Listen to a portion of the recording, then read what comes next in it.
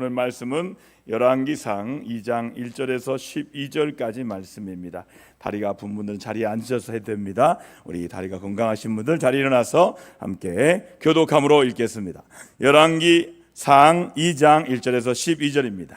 1절입니다. 다윗이 죽을 날이 임박하매 그의 아들 솔로몬에게 명령하여 이르되 내가 이제 세상 모든 사람이 가는 길로 가게 되었노니 너는 힘써 대장부가 되고 내 하나님 여호와의 명령을 지켜 그 길로 행하여 그 법률과 계명과 율례와 증거를 모세의 율법에 기록된 대로 지키라. 그리하면 내가 무엇을 하든지 어디로 가든지 형통할지라. 여호와께서 내 일에 대하여 말씀하시기를 만일 내 자손들이 그들의 길을 삼가 마음을 다하고 성품을 다하여 진실이 내 앞에서 행하면 이스라엘 왕위에 오를 사람이 내게서 끊어지지 아니하리라 하신 말씀을 확실히 이루게 하시리라. 스루의 아들 요압이 내게 행한 일 곧 이스라엘 군대의 두 사령관 네리의 아들 아브넬과 예델의 아들 아마샤에게 행한 일을 내가 알거니와 그가 그들을 죽여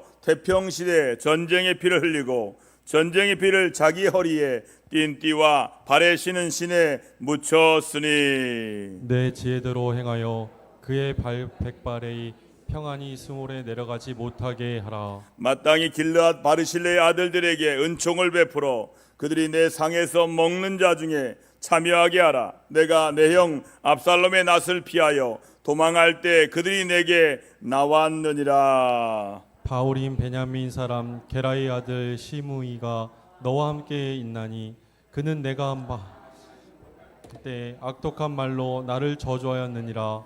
그러나 그가 요단에 내려와서 나를 영접함으로 내가 여호와를 두고 맹세하여 이르기를 내가 칼로 너를 죽이지 아니하리라 하였노라. 그러나 그를 무죄한 자로 여기지 말지어다. 너는 지혜 있는 사람이므로 그에게 행할 일을 알지니 그의 백발이 비 가운데 수월에 내려가게 하라. 다윗이 그의 조상들과 함께 누워 다윗 성에 장사되니 다윗이 이스라엘 왕이 된 지 40년이라 헤브론에서 7년 동안 다스렸고 예루살렘에서 33년 동안 다스렸더라. 함께합니다. 솔로몬이 그의 아버지 다윗의 왕이 앉으니 그의 나라가 심히 견고하니라. 아멘. 이는 살아계신 하나님의 말씀입니다. 잠시 기도하겠습니다.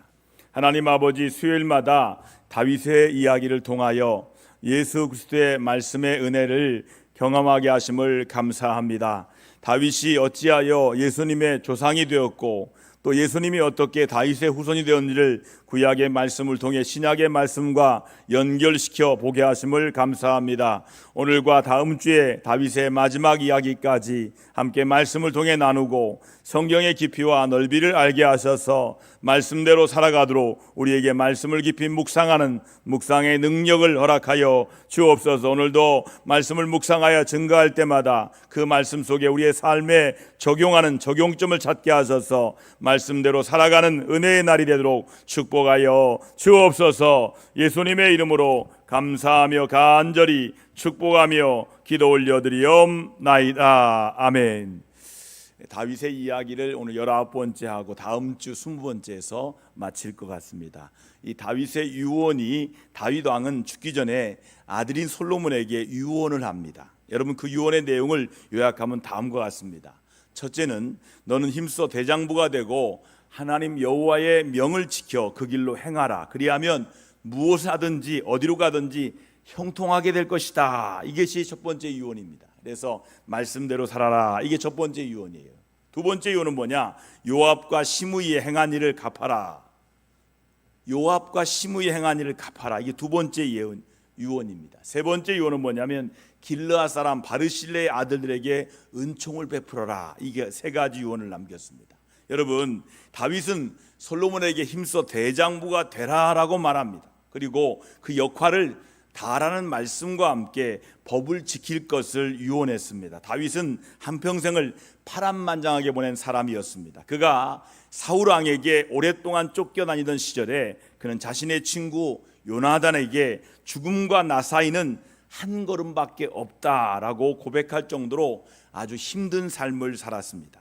그렇게 험난한 삶을 살았던 다윗은 자신의 죽음을 맞이하는 순간에 솔로몬에게 하나님의 법을 따르면 반드시 형통하게 될 것이다 라는 유언을 합니다. 여러분 옆 사람에게 한번 따라해 볼까요? 하나님의 말씀을 따르면 반드시 형통하게 됩니다. 여러분 이것이 확신이 있어야 돼요. 여러분 하나님 말씀을 따르면 형통하게 된다, 이걸 확신으로 유언했습니다. 그것이 그의 생각에 나온 것이 아니라 그의 삶과 믿음의 경험에서 나온 결과물이었습니다. 그 다음에 솔로몬에게 몇 사람에게 대해서 부탁합니다. 한평생 그에게 큰 영향을 끼쳤던 사람들에 대해서 유언을 한 것입니다. 그 중에 한 사람은 좋은 일로, 다른 사람들은 좋지 못한 일로 부탁을 했습니다. 그 중 한 사람이 바로 요압입니다. 그는 전쟁이 일어났던 시기가 아닌 태평한 시대에 피를 흘려서 무고한 사람을 죽였습니다. 그렇기 때문에 그 사람을 평안히 음부에 가지 못하게 하라고 합니다. 물론 여기에 음부란 지옥이 아니라 죽음을 의미합니다. 좋은 일로 부탁했던 다른 사람들은 바로 바르실레입니다. 그는 다윗의 아들 압살롬의 반역으로 피난을 가게 되었을 때 다윗을 잘 섬겼고 위급할 때 도와줬던 인물이 바로 바르실레입니다. 사실상 이 다윗을 도와주었던 사람은 수없이 많았지만 바르실레는 다윗에게 아주 특별하게 기억되는 사람이었습니다.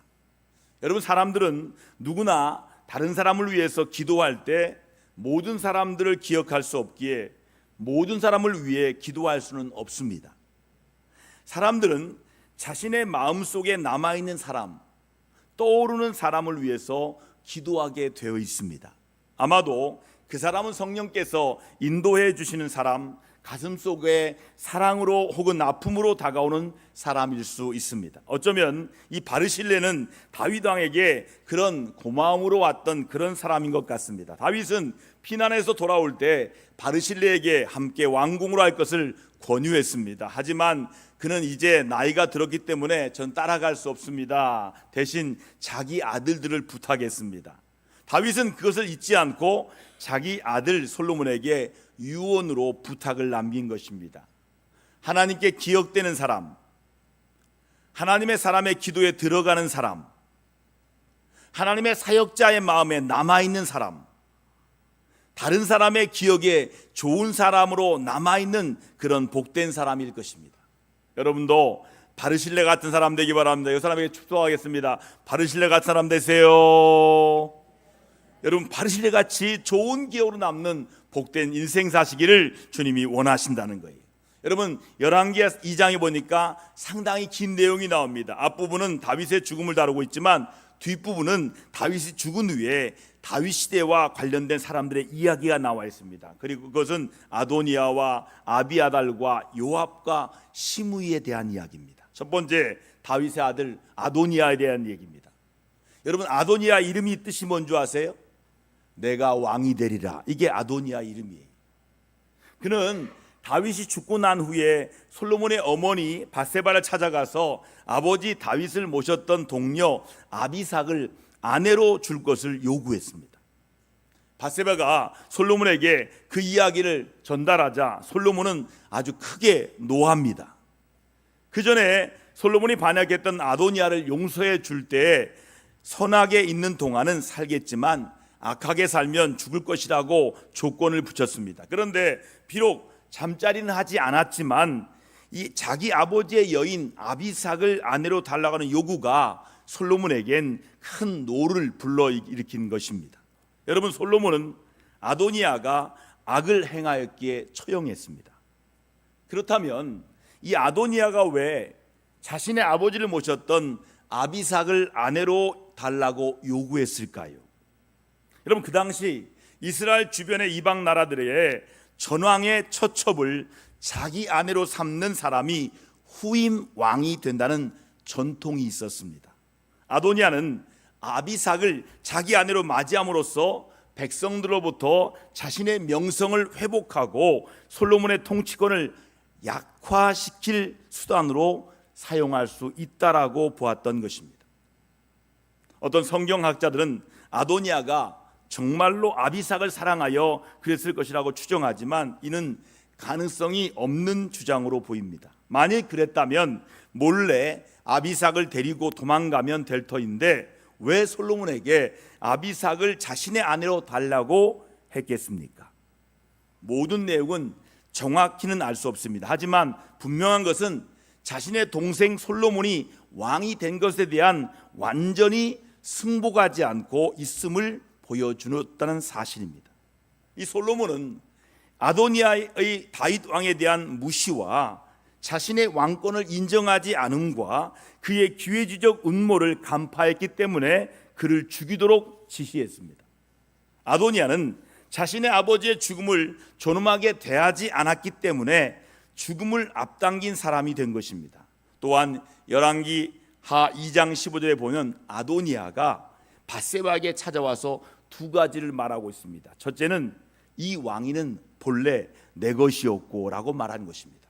이것은 자신이 솔로몬의 형이었을 뿐 아니라 서열상 왕위 계승 1순위였기 때문에 어느 정도 일리가 있는 사실입니다. 그러나 둘째로 온 이스라엘은 다 얼굴을 내게로 향하여라고 말한 것은 사실이 아니라 단지 아도니아의 착각입니다.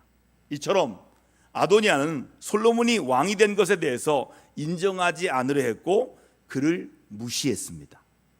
이 아도니아는 자신의 처지를 생각하지 않고 왕이 된 솔로몬을 찾아가서 아버지의 아내 역할을 했던 아비삭을 달라고 감히 요구를 했던 것입니다. 이에 솔로몬은 제사장 아비아달과 수르야의 아들 요압을 위해서도 구하옵소서라고 말하고 있습니다. 이러한 사실을 보아서 그때까지도 아도니아와 함께 반역을 꾀했던 추종자 요압이 군대 장관으로 있었음을 알 수 있습니다. 또한 제사장인 아비아달도 그때까지 그의 위치를 지키고 있었기에 아마도 아도니아는 자신의 위치를 착각하고 솔로몬을 무시했던 것으로 보여집니다. 아도니아는 사실상 그의 반역으로 죽어야 할 처지였지만 하나님의 은혜로 살아 있었던 것인데 자신의 처지에 대해서 너무 모르고 있었습니다. 아도니아가 자신을 왕으로 선포하고 반역을 일으킨 사건은 다윗이 두 번째 겪은 일이었습니다. 첫 번째는 그의 아들 압살롬의 반역을 일으켰습니다. 이 압살롬과 아도니아는 둘 다 잘생겼고 야심이 있었으며 자기 중심적인 사람들이었습니다. 이 아버지라는 존재가 그들에게 개인적인 야망의 성취에 장애물로 인식되었습니다. 압살롬은 자신의 아버지 다윗을 죽이려 했었고 아도니아는 자신의 아버지 다윗 왕을 아예 무시했습니다.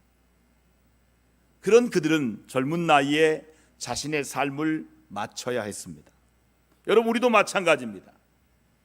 우리 자신의 처지를 제대로 보아야 할 것입니다. 우리가 건강을 누리고 직장을 다니거나 일을 하고 먹고 살며 좋은 사람들을 만나고 좋은 신앙의 공동체에서 은혜를 나누는 것은 순전히 하나님께서 주시는 하나님의 은혜임을 알아야 됩니다. 자, 옆 사람에게 인사하겠습니다. 하나님의 은혜로 살고 있습니다. 정말 그렇게 믿으세요? 하나님의 은혜로 살고 있는 거예요. 여러분, 아도니아는 본래 자신의 것이었던 왕위가 아우의 처지가 된 것을 이를 두고 이렇게 말합니다. 열왕기상 2장 15절 같이 읽을까요? 여호와께로 말미암음이니라 이렇게 고백합니다. 그러한 사실을 알고 있으면서 완전히 승복하지 않았고 모든 이스라엘 사람들이 자신을 따른다고 착각한다는 것은 안타까운 일이 아닐 수 없습니다. 만약에 제대로 알았다면 마땅히 인정할 것은 인정하고 승복할 것은 승복해야 하는 것입니다. 여러분들은 오늘 말씀에서 비추어 여러분 자신을 보시고 지혜롭게 인정하고 승복하시기를 축원합니다. 또 제사장 아비아들에 대한 말씀이 나온 내용인데 제사장 아비아들의 내용입니다. 여러분, 다윗이 사울 왕을 피해서 도망 다닐 때 그의 아버지 아히멜렉이 다윗에게 은혜를 베풀었습니다. 다윗이 먹을 것과 그의 아버지 아히멜렉이 다윗에게 은혜를 베풀었는데 다윗이 먹을 것과 칼도 없이 도망 다닐 때 높성에 가서 거짓말을 하여 아히멜렉으로부터 진설병과 골리앗의 칼을 얻어서 도망갔습니다. 그 후에 이것이 사울 왕에게 발각되어 아비아달의 아버지 아히멜렉과 85명의 제사장들과 높성의 수많은 사람들이 처형을 당했습니다. 그때 아비아들은 혼자 도망 나와 다윗과 생사고를 함께하면서 다윗 왕에게 충성을 다했습니다. 그런데 다윗의 아들 아도니아가 반역을 일으켰을 때 그는 아도니아 편에 섰은 반역을 범하게 됩니다. 사실 솔로몬은 그를 마땅히 죽였어야 했지만 그를 파면시키기만 했습니다.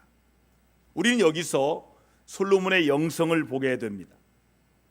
다른 사람을 죽이면서 왜 아비아들에게는 조건도 붙이지 아니하고 파면만 시켰을까요? 그 이유는 그가 기름 부은 제사장이었기 때문입니다.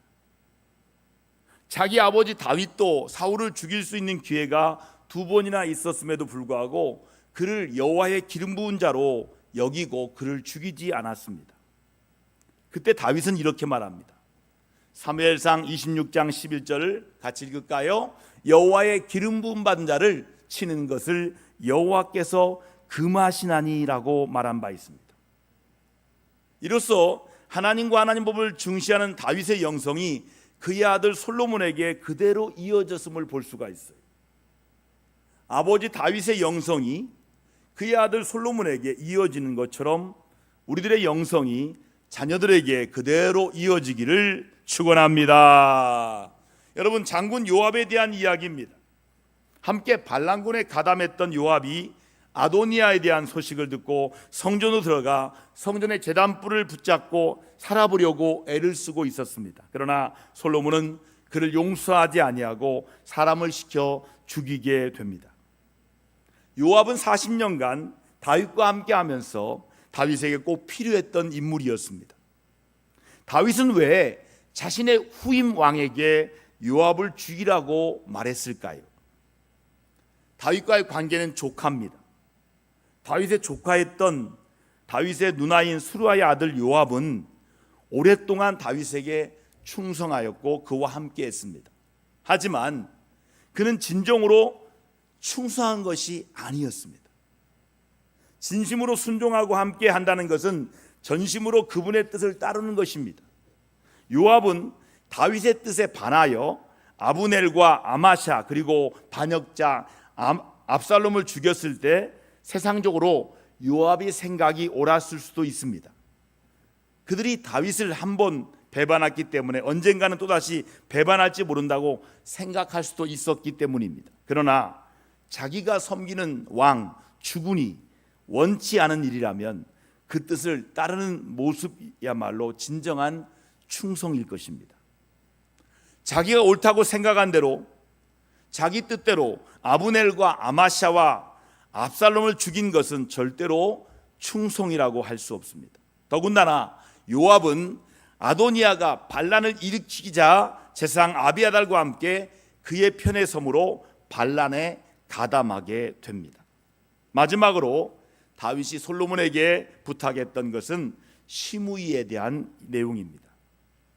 그는 다윗이 압살롬의 피해 도망갈 때 이제는 다윗 왕의 시대가 회복되지 못한 줄로 확신하고 다윗을 저주했던 사람입니다.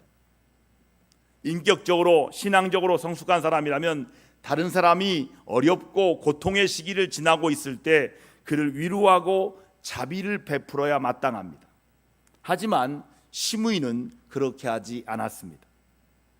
그의 시므이는 다윗이 황궁할 때 그를 찾아와 용서를 구했습니다. 그때 다윗은 그에게 죽이지 않겠다고 맹세했지만 그를 용서한 것은 아니었습니다. 그래서 그는 아들 솔로몬에게 그에 대해 부탁을 한 것입니다. 솔로몬은 아버지 다윗의 맹세 때문에 그를 죽이지 않는 대신 예루살렘에서 집을 짓고 살되 만일 예루살렘을 벗어나면 죽게 된다는 판결을 내렸습니다. 그런데 그 후에 시므이는 도망간 그의 종 둘을 찾으러 예루살렘을 벗어났습니다. 그는 두 종을 찾아왔으나 그 사실이 솔로몬에게 발각되어 처형을 당하고 맙니다. 시므이는 자신이 다윗과 왕국이 얼마나 잘못했는지 깨닫지 못했어요. 자기 잘못을 깨닫지 못해요. 그뿐이 아니라 다윗이 그를 살려주기로 맹세하고 그의 아들 솔로몬도 조건을 달아 그를 살려준 것이 얼마나 대단한 은혜였는지도 모르고 있었어요. 여러분, 오늘 이 여러 사람들의 이야기를 통해서, 이 다윗의 유언을 통해서 우리들의 유언을 잘 준비하도록 여러분 기도하시기 바랍니다.